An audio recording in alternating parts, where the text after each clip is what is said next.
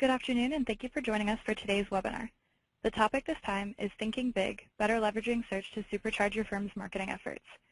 This webinar is hosted by the ABA Legal Technology Resource Center, and speaking today will be Marc Jacobson from FindLaw. The Legal Technology Resource Center is an ABA member benefit provided by the ABA's Law Practice Division. The LTRC has been providing lawyers with legal technology guidance for more than 25 years. You can find a variety of legal technology articles, guides, videos, and other resources on our website at www.lawtechnology.org or at our blog, www.lawtechnologytoday.org. As FindLaw's Senior Director of Strategic Development and Thought Leadership, Marc Jacobson leads the development of breakthrough products and services that help law firms achieve their marketing objectives.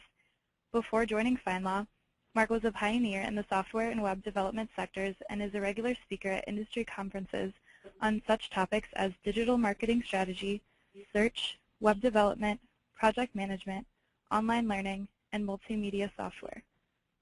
Thank you all for joining us, and we'll now begin the webinar. Okay, thank you. Hello, everybody. Great to be here today.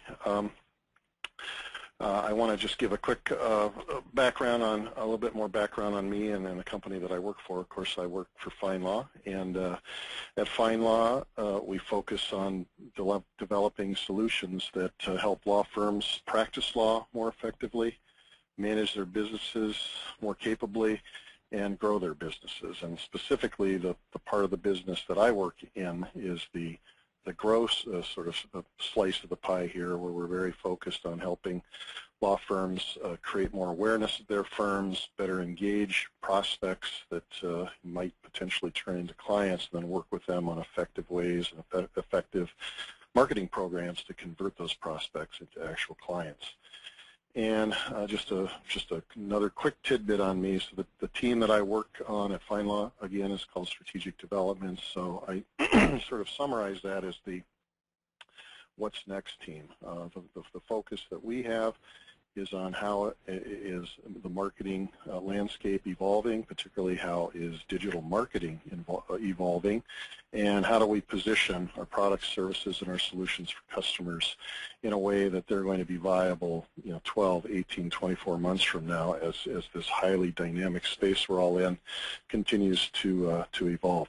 And I'd encourage you to follow me if you're interested in that at FindLaw Lab. You can see the Twitter handle there at the bottom left of the screen, and we post fairly frequently there on just interesting developments in the industry, things we're doing, and hopefully it's something you would find helpful. Okay, so let's get into the agenda. So I'm going to talk today really about three big topics that these sort of 5 items on the screen kind of roll up into. First thing I'm going to talk about is a concept of silver bullets, and I'm sure many, if not all of you on the call are sort of familiar with that concept. I want to talk a little bit about that, explore that, and then I'm going to turn to a case study where we take a deep look at what I think of as a contemporary silver bullet in digital marketing that in my experience and in our experience at FindLaw, law firms have a deep and pervasive belief in. And I want to kind of look at that and sort of evaluate the facts behind that silver bullet. And answer the question, is this in fact a silver bullet, sort of marketing technique?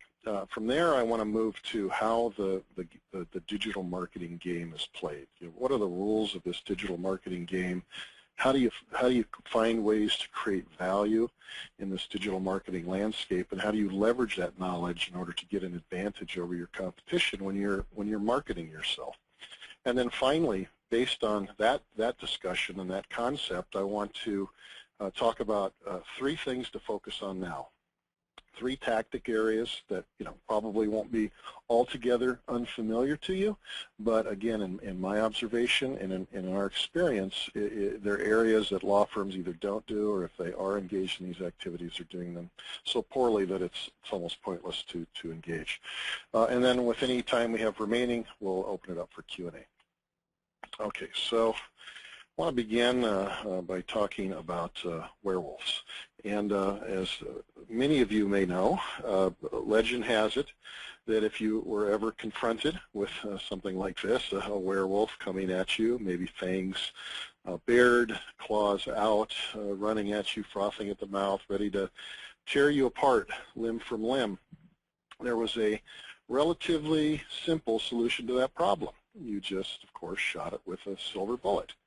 And problem solved. That daunting problem eliminated by that simple act. And that sort of concept of something that can very easily solve a serious, complex, daunting problem has sort of been generalized into this idea of the silver bullet. And despite the inherent paradox in that definition, I think there's something in human beings where we just want to believe that this could be, that silver bullets could exist, that there can be simple ways to solve complicated problems.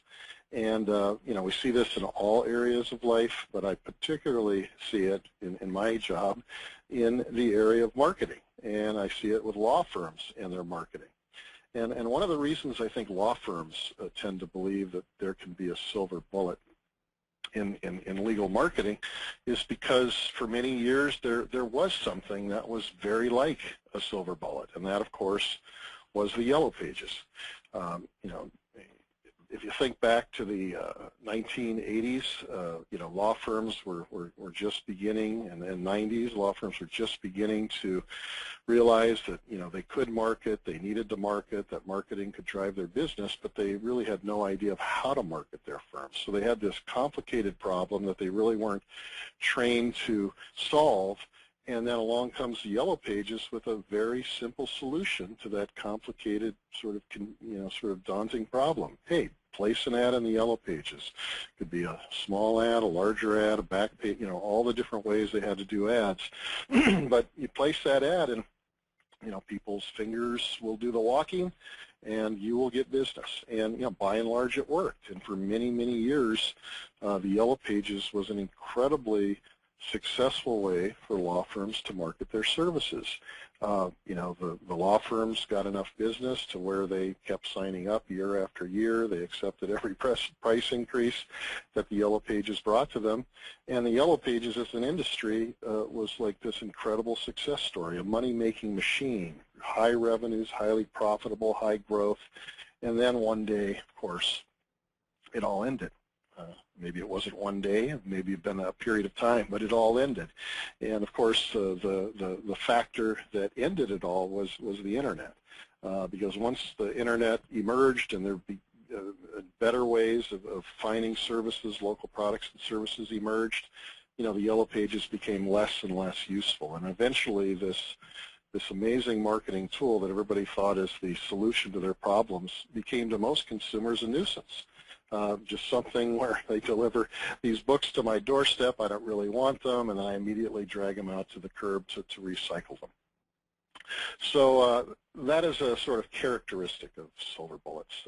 They can be great for a while, but they just have a way of never quite persisting.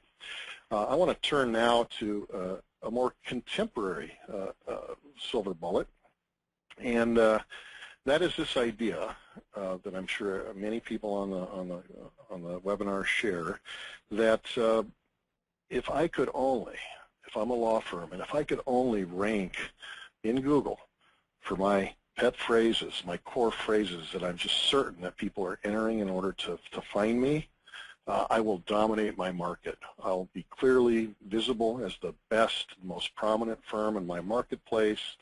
Consumers will click on those search results, and I will see a steady flow of business that will be even better than what the Yellow Pages used to deliver to me. And that, I can't tell you how strongly law firms believe in the magic of sort of these pet phrases and this Google ranking for these pet phrases that I'm talking about. So an example of one of these phrases might be San Francisco personal injury attorney, just a really nicely structured phrase that firms will enter and say, how am I doing with my search program, and they will judge the entire program based on that search result. Now we hear about this hundreds, if not thousands of times per year from the law firms that we talk with. And as I said, firms will often judge the entire success, the entire effectiveness of their SEO program based on whether or not they rank for these phrases. So, you hear this enough times, and at a certain point you just say, we really need to dig into the facts behind this. We really need to understand, is this the killer marketing tactic that everybody believes it is, and should we spend the huge amounts of dollars and engage in that intense competition to go after those rankings for those phrases? So we decided we were going to get an answer to that question, and we decided to do a study. So at FindLaw, we are in a nice position to do a study like this just because of the sheer volume of law firm websites that we work with. We host well over 10,000 discrete websites. We have on those sites about 1 million pages or more of pages targeted at legal consumers. We're generating 5 million visits, of which about half of those come from search engines. So what that all adds up to is an unequal view into legal shopping, into how consumers use the web to look for law firms. So for this study, we sampled 3.7 million search visits, so a huge sample size, that generated 2.66 million different search phrases. So fairly massive study that we think provides a really good window into this question of how do consumers look for attorneys. And the reason we did that is because we wanted to answer this question. How do different types of queries that a consumer would enter generate traffic and contacts for law firm websites? Because if we understand the search behaviors that consumers engage in that most lead to traffic for law firms' websites, that most lead, even more importantly, to contacts generated through law firm websites, that now gives us the insight we need to properly formulate SEO programs, based on what is really happening versus what we might guess is happening. So that was the basis of this study. And we ran the analysis, and the first thing we saw when we took a look at the data, and I don't think this will come as a surprise to most people, is at a very high level, you can break all the traffic down into law firm websites into two big buckets. Branded search, search related to a firm's brand, their name, attorneys within the firm, etc., and then non-branded search. Branded 38%, non-branded 62%. So branded, as I say, is related to the name of the firm. It's brand, it's prominent attorneys, it's URL, something like that. And you can see on the screen now an example of a ranking for a branded search for the Dolan Law Firm in San Francisco. And the thing about these searches is, first of all, they're extremely valuable because the users entering these searches, they know who you are. They are looking for you. They are probably disposed toward strongly considering your firm or hiring that law firm. So extremely high converting traffic. In fact, in our study, we see that it converts to contacts. That traffic converts to contacts at a 60% higher rate than any other form of traffic. So very, very valuable. Now that said, in our study, we kind of looked at this category of traffic as something that pretty much belongs to the firm. I mean, the firm should get this. If the SEO provider the firm is working with, or if they're doing their own SEO, if they're competent at all, you should always dominate and rank very highly for your own brand name. So we in this study almost treat that as a given. We treat that as something that the firm should just count on, should get if the SEO is being competently executed. The second category of traffic that I just talked about was non-branded search. And non-branded search is different from branded in the sense that in many cases the consumer doesn't have a particular law firm in mind. They have a legal problem, and they are expressing that legal problem in the best way that they can, sometimes very elegantly and very accurately, sometimes not so much so. And but the key thing is these consumers are looking for help, and they're looking in particular for the firm that shows them that they can solve their problem, that they can effectively meet the need that they're trying to articulate through this search query. Now, when we think about this category of search and why we really made this the core focus of our study, is non-branded search you can think of as the great unclaimed territory of search. I mean, it is up for grabs. The consumer, the user, does not have a particular law firm in mind. They're just looking for the law firm that can convince them that it can solve their problem. So from a law firm's perspective, when I look at this opportunity, my question has to be, okay, how do I get my share? Or ideally, how do I get my share and then some?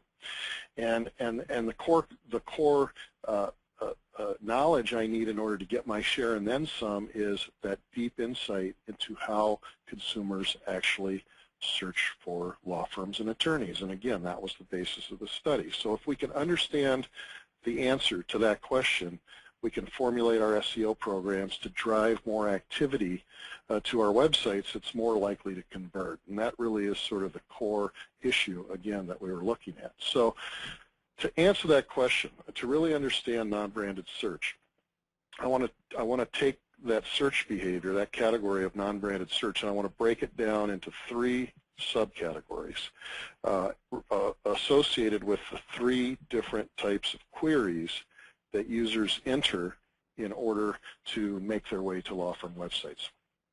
Now, the first of these query types that we identified in our research was a research query.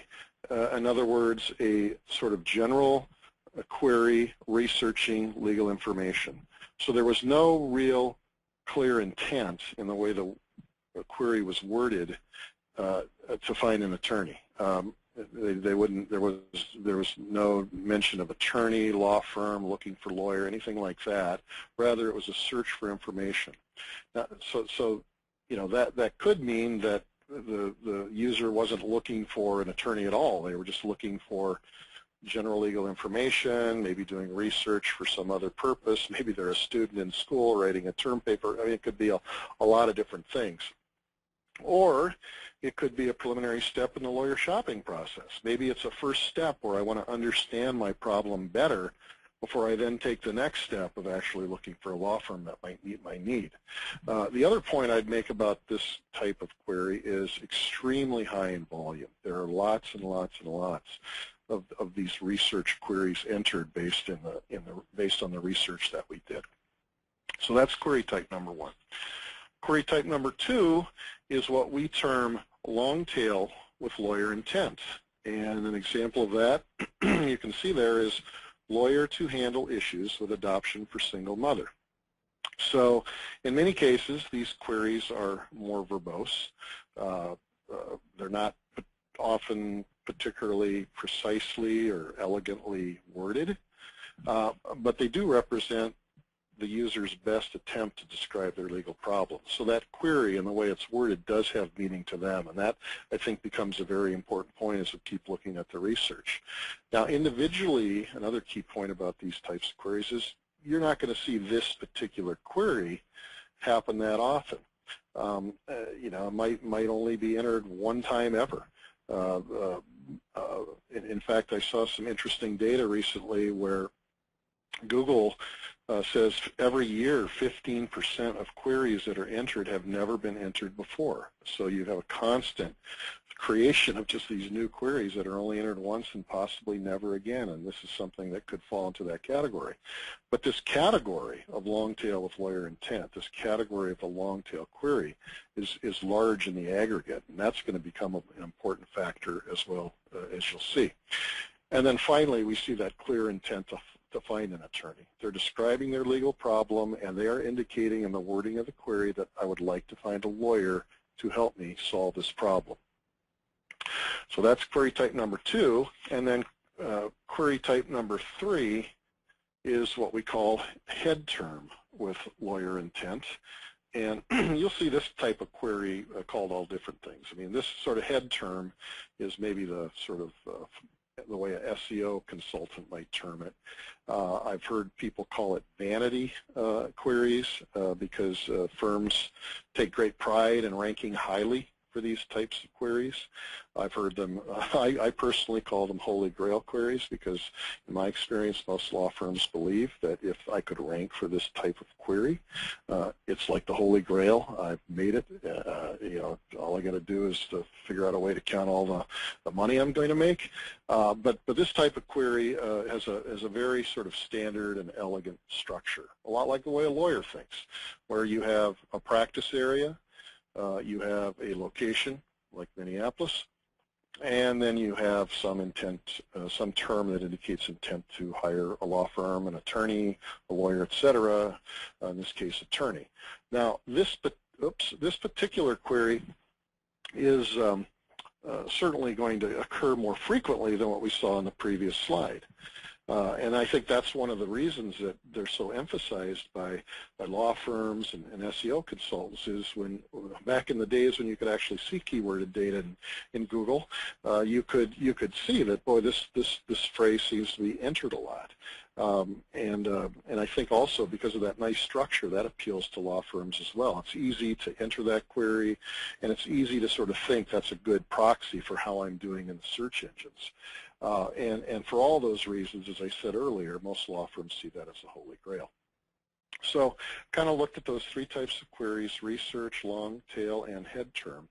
And before I go to the next slide, where I'm going to break down the frequency that each of those is entered by a consumer, I'd ask sort of all of you to sort of formulate your own mental guesses as to what you think you'll see. And then I will go forward and we'll look at what the data actually told us. So what we saw when we broke all of those millions of searches down is that about 67% of queries fall into that research, of the traffic to law firm websites comes from queries that fall into that research category. So, you know, even though those queries could be entered for a lot of different reasons and don't always relate to actually finding a law firm an attorney, they still result in a lot of traffic to law firm websites. So it's an important category. Long tail represents 32%, so a very significant percentage. And again, a very important percentage because, again, those align with the consumer describing their legal problem in words that have meaning to them. So therefore, as we'll see as we take the analysis one step further, those become very important from a conversion standpoint. And then the third category is this holy grail, this vanity, this head term category, the category of query that most law firms associate with success in the search engines only generates 1.3% of the traffic to law firm websites, which in my experience just shocks many law firms that I talk to because they just assume, boy, everything is coming from there. So that was a very interesting finding to us, and it started to make us question, you know, is the obsession with ranking for those queries really the right strategy when we're formulating our SEO program? Now, to answer that question, we're going to obviously look at this traffic data, but we really need to take it one step further, and we need to look at what types of queries, what types of consumer search behavior is actually generating contacts to the law firm. Because at the end of the day, that's what matters. You want people to make their way to your website, work their way down a conversion funnel, and ultimately pick up the phone and call the law firm or submit a form or engage in a chat or whatever channels of communication you've set up for your program. You want the contact. So the absolute critical question when it comes to an SEO program is, how do I maximize my contacts, and what type of SEO strategy is going to lead to that? So the next slide is going to answer that question for us. Clearly, the absolute juggernaut in our analysis in driving contacts to the law firm were those long-tail queries. Were those queries that aligned with the consumer's, you know, attempt to describe their legal problem. And when they found search results that seemed to align with the way they described their problem. They visited those law firms. They generated contacts, potential clients at a 71% rate, so extremely important. Second most important category, research at 26%. Now again, we saw a huge drop-off if we just quickly go to the slide previous. 67% of the traffic to law firm websites is generated by those research queries, only 26% of the contacts. So what you're seeing there is a lot of the people who realize that, hey, I'm in a law firm website, I really wasn't looking for an attorney, they may bounce and go to another type of site to do their research, or in any event, they're in many cases not going to contact the firm. But again, because of the sheer volume of that category of query, it still generates 26% of the contacts to a law firm website, showing that often those research queries are a key step in a lawyer shopping experience. And then finally, the head terms, again, that Holy Grail category generates only 3% of the contacts to law firm websites. So as you consider that data, and you sort of consider that in a relation of to maybe how you judged SEO success, where you're putting your priorities and your emphasis in your SEO programs, you really have to ask, is my strategy aligned with where the contacts are actually coming from? And also in light of that, I'd ask you to sort of consider this particular offer from another SEO provider. This one happened to be in the South Florida area, where they would offer a ranking for 4 different injury-related terms. Page 1 ranking in Google, $20K a year for these 4 terms, and then they had a bonus offer where add the accident category for another $9K, a little discount there. So $29K, I could get page 1 ranking for 8 head terms. Now, based on what we just saw, my question for you is that a good business decision? Is that a strategy that's likely to lead to maximizing your contacts? Is that the best expenditure of your scarce marketing dollars? I mean, to me, the answer to that is clearly no. I'm not saying you shouldn't compete for those terms. I'm just saying it's not the most efficient way to generate results from SEO.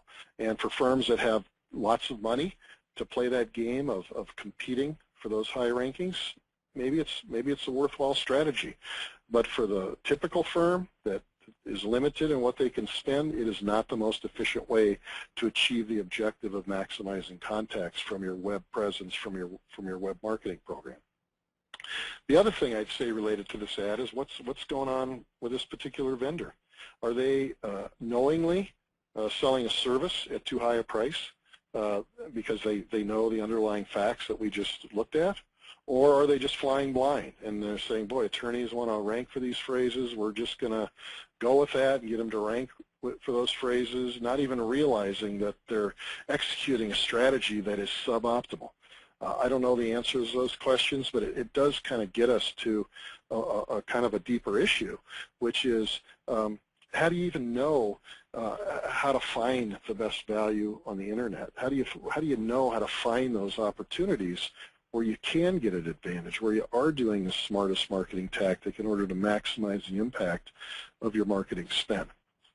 Now, to answer that question, I want to turn to this next concept that I said I would explore, which is the digital marketing game, and just sort of how the creation of marketing value in the digital landscape works from our perspective.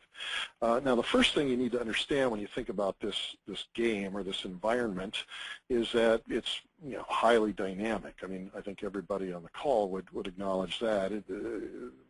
Services are emerging, evolving, changing, disappearing on an almost daily basis. Google, I mean, we all know how often they're evolving their algorithm, and every time that algorithm changes, it slightly changes the rules of the game.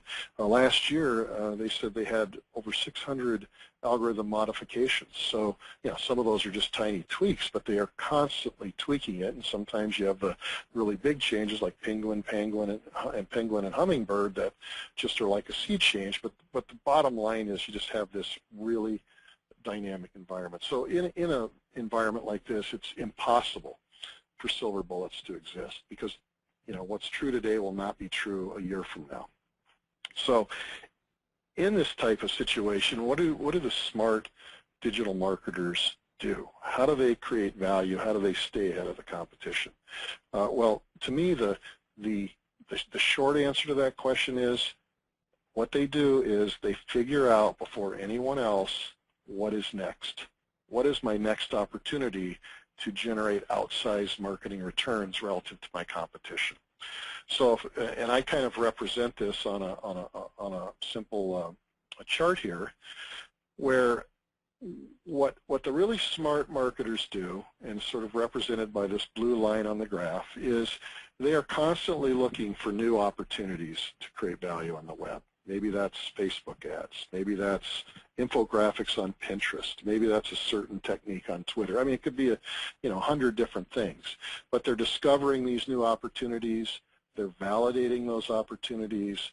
And then the minute they realize this really is going to drive performance, they double down on that, and they get everything they can out of that tactic for as long as possible.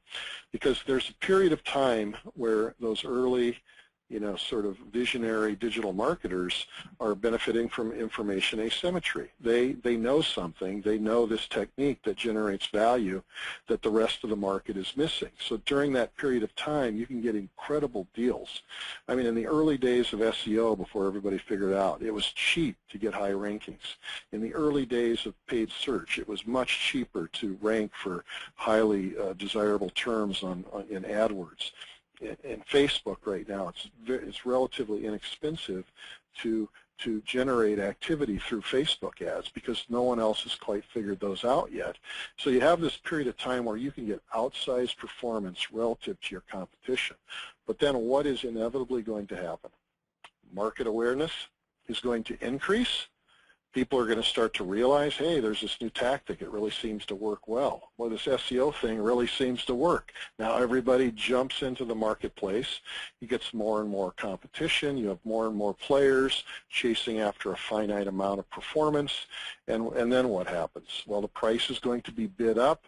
The performance is going to slowly decline because it's being split among many more players.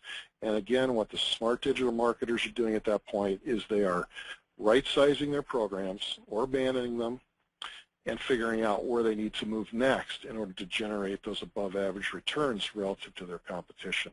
And, obviously, as everybody knows the same thing, the advantage goes away. So the key in digital marketing is to figure out how do I engage in those activities before everybody else does that generate outsized returns until everyone else catches up. And we think, just looking at the environment today, there are many of those opportunities, but three I want to highlight today that I think represent really good opportunities for law firms, if done well, are represented by kind of this phrase that you'll see a lot in the digital marketing literature, SOLO-MO. These three areas of social media, local search, and mobile presence. Now, none of these, of course, are a surprise to anybody on the call, and you may think, well, yeah, that's old hat. Everybody knows about that. But here's what I would say in response to that. Yes, it could be that many firms are engaged in social media. Very few firms are engaged in doing it well, and I think that would apply to the other two categories as well.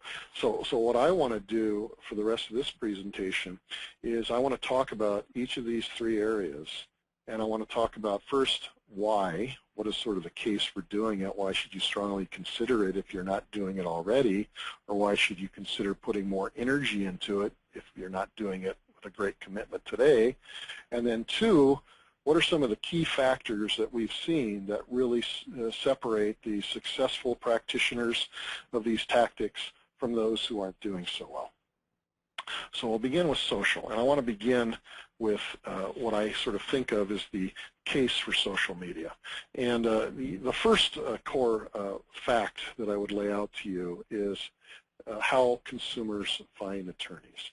We at FindLaw do studies really every year, every other year into what we call consumer legal needs or consumer legal or law firm search behaviors, and we want to understand how do consumers find attorneys? How do they want to find attorneys? What are their preferred techniques or mechanisms? And every time we do that survey, we always get the same finding, always, which is at least at the top of the results, and that is far and away, people like to find attorneys through their friends, through their family, through coworkers, or to work with an attorney they already know.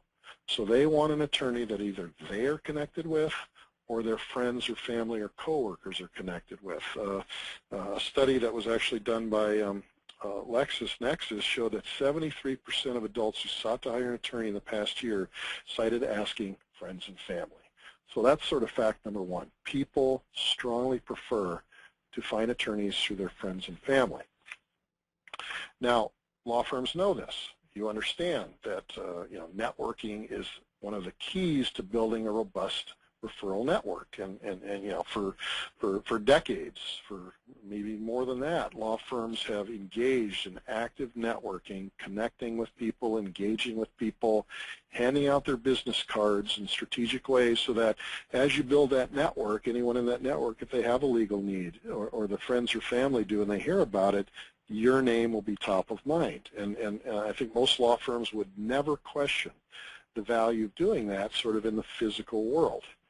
Well, in light of that, I'd just ask, what is social media?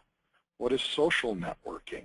Social networking is merely taking that same activity of connecting, engaging, of building relationships and becoming top of mind, is just taking that and putting it into an online arena.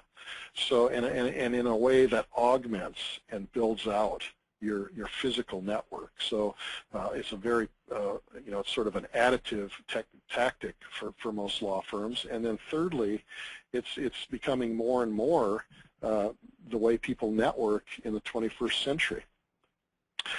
We've about 65% of internet users are currently on social media. That represents about 166 million people. 50% of those people use social every single day. They check their social media, Facebook, what have you, first thing in the morning to check in with their network. So this has become the way, more and more, the way we connect with one another. And then when it comes to products, services, and sharing our opinions on those things, 42 people on the average will tell people through social media about a good service. They'll use their social networks to spread that message versus 15 in the physical world. So you have this massive sort of word of mouth activity going on in social that's far beyond what people do sort of in the physical environment. And then the other key aspect of social, I think, that's so powerful is just it has this exponential spreading power. Sheryl Sandberg, the COO of Facebook, gave a speech not so long ago where she said, based on the underlying network effects that exist at Facebook, if you can get just four people in Facebook to share your brand message, that will reach 1 million people. So just this massive exponential ability to push your message out to an incredibly large network of potential clients. And because it's friends and family networks, people that inherently trust one another for the most part, 90% of people trust what they hear, trust those brand messages that they hear on social media. So you sort of put all those factors together, that people want to find attorneys online through friends and family. Those friends and family networks are increasingly moving online. It's become the modern way for networking, and this incredible spreading power. We just feel like for any progressive firm, any firm looking to position itself for the 21st century, social media has to be part of the mix. So the question is, if you decide you agree with that, and if you decide social should be part of your marketing mix, how do you really get impact from it? Well, in our experience, here are some of the key things we think just have to be considered. First is, you need to honestly answer the question, how committed are you? If you're not committed, if you're not willing to really put your time and energy into this and be out there and real and authentic and present, I would say don't even waste your time, because it will just be ineffective and probably even embarrassing. Secondly, if you decide you're committed, start with a quality foundation. In other words, don't try to build Rome in a day. Don't say, okay, I'm going to sign up for Facebook, Twitter, LinkedIn, Pinterest, Google Plus, and on and on and on. Start with a few core pieces. And in our experience, the core pieces you should start with are first a blog. A blog shows your expertise in the topics that matter to your clients and prospects. You know the questions they ask. You know what they're concerned about. Write content that answers those questions and do it on a regular basis. More and more Q&A content, especially after Hummingbird, is becoming favored by Google. And to the degree you can write in that Q&A format, answer questions that your clients and prospects have, you're going to be that much more viable in the search engines. Secondly, the nature of a blog encourages the creation of fresh content. That's another key signal driving rank in search engines. And lastly, and I think this is maybe the most important one, a blog supplies the raw material for the rest of your social program. Social is really hard to do if you have nothing really to share. And in many cases, a blog creates that great content that has inherent interest to your network, and it gives you something to share and promote through social. So that blog is like definitely the number one thing we think that you do to just become a foundation for the program. Secondly, we think Facebook is a great idea. Build a business page on Facebook. We talked about the huge audience, 166 million users. You want access to that audience as it continues to grow and become more viable. Secondly, and I think this image kind of demonstrates this, it shows a totally different side of your firm, a personal side, a human side of your firm that I think your clients will give your clients and prospects a new and different and powerful way for people to just make an emotional connection with your law firms. And then third, and again, maybe most important, it gives you presence in those friends and family networks that are the key to referrals, and we think are going to become a more and more important part of referrals going forward. And then the third thing we think firms should do, and I'm assuming everyone on the call has done this, but have a LinkedIn profile for both yourself and your law firm. It's a key piece of a professional networking strategy of building robust attorney-to-attorney and business-to-attorney referrals, and a key sort of credibility builder for any business, in this era. So those three steps will create a really great foundation for most social programs, as long as you have that commitment to work on them on a regular basis. Third, engage, don't broadcast, interact. Social media is all about interaction. A lot of firms, big mistake they make that trips up the program is they use it as an advertising vehicle. They don't look to build interaction and to actually engage in conversation. Firms really need to look for opportunities to engage their audience, to create conversations, to jump into conversations. Don't just use it as another way to advertise. Participate every day. That's a little bit of an exaggeration, but regular participation is critical. You have to be present. You have to build your network through constant promotion, and when the time is right, then you expand. Then you look to add Twitter. Then you look to add Google+, all of which are very valuable. But again, don't set yourself too big a challenge out of the gate, or all aspects of the program typically don't perform. So some of those are some of the things we've seen that really separate law firms and social media programs and law firms from what everybody else is doing, because most firms just aren't doing these things. The second area that we think is critically important is local. Local has a number of key aspects that make it valuable. First, it's clearly the modern yellow pages. It's where we increasingly go to look for products and services. You have this rich ecosystem. Google obviously is key, but you have Yelp, YP.com, you have all the map services. Facebook now is building out its places, and more you have this whole new ecosystem in which to expose your firm in a way that's entirely different from other digital tactics. Second, there's massive growth in usage of local. You can see the growth in local searches on the chart. They more than doubled between 2010 and 2012.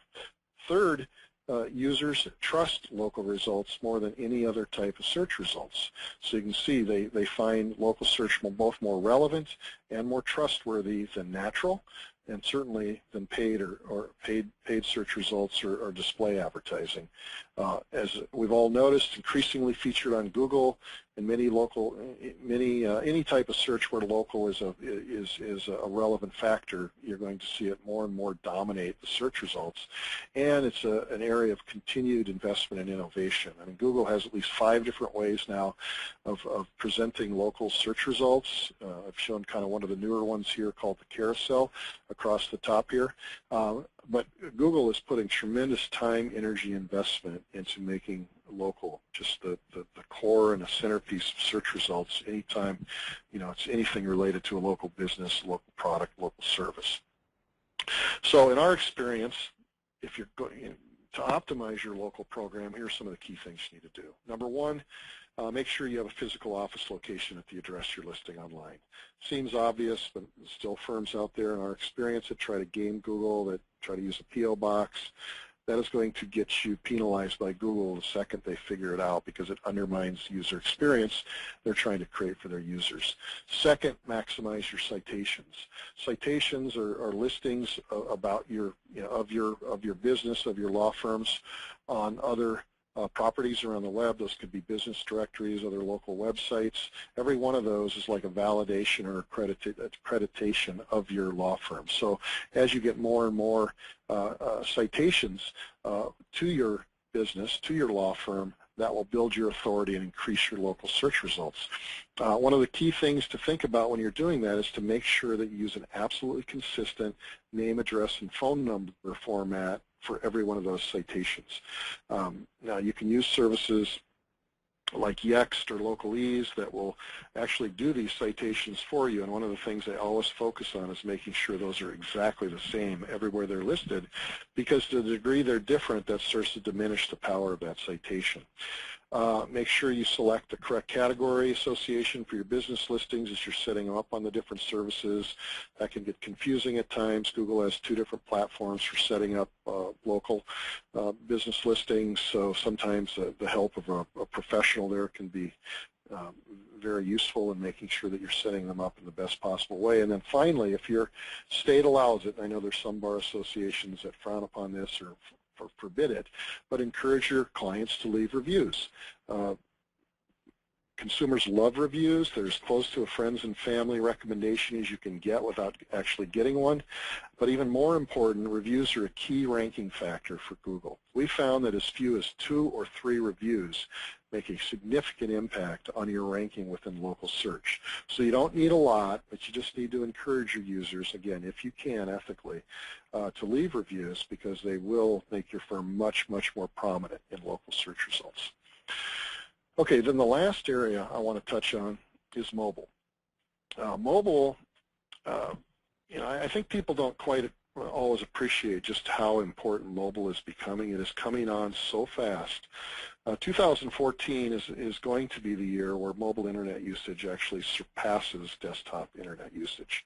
So more people are accessing the internet via their mobile devices now than their desktop. And I think most law firms run their programs in exactly the opposite way. They still emphasize the desktop over their mobile presence.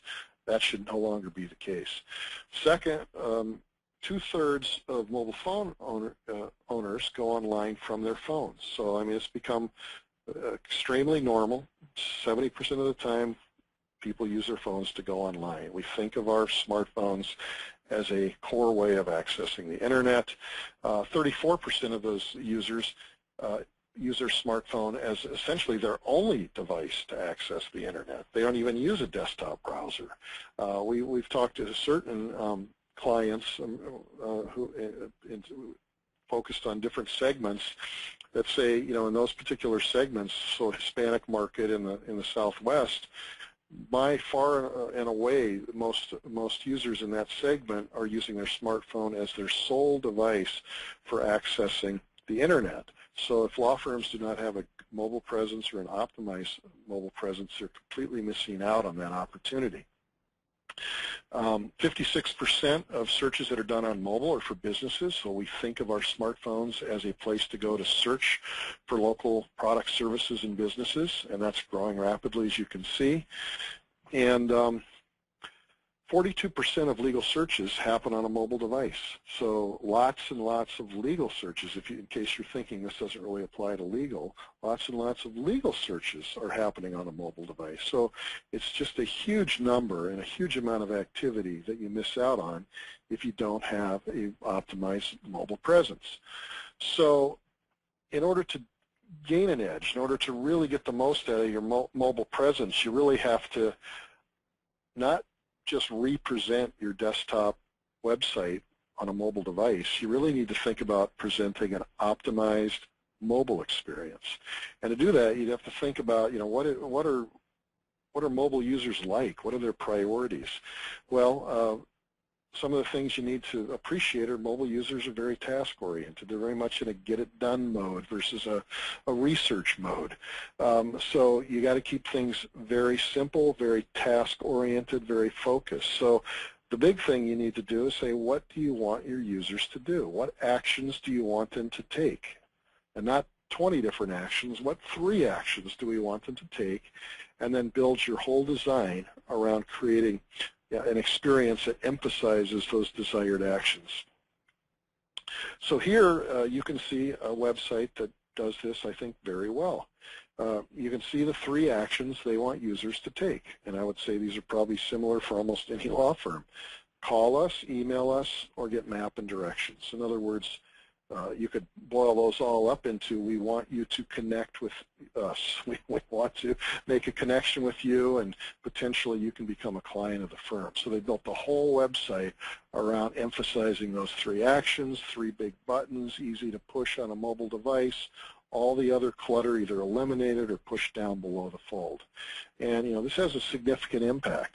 57% of users say they wouldn't recommend a business with a poorly designed mobile site. More and more, because we're using our mobile devices so much to use the web, we judge businesses based on that mobile web presence. And is it really optimized for my smartphone or for my tablet?